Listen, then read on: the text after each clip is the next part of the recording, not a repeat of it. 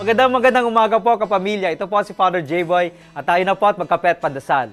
Isang bagong simula ang pagbubukas ng klase para sa ating mga estudyante. Isang bagong semestre ng pagbubuno sa mga libro at panibagong aral. Isang hakbang tungo sa ating pangarap sa buhay. Nararapat lang na bago sumulong sa bagong yugtong ito, kailangang balikan ang mga natutunan natin sa nakaraang school year. Magpasalamat sa nagdaang taon at sa mga naging karanasan nito.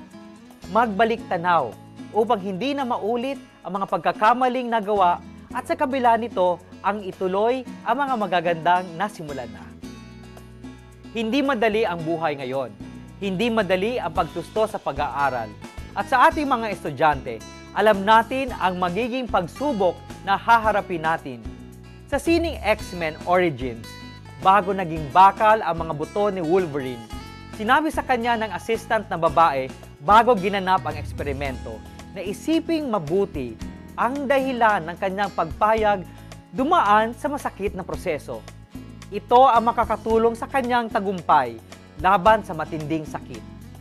Ipagdasal po natin na matagpuan natin ang kahulugan ng ating buhay dahil kahit anong daanan, kayang-kaya nating tawirin. Magandang umaga po.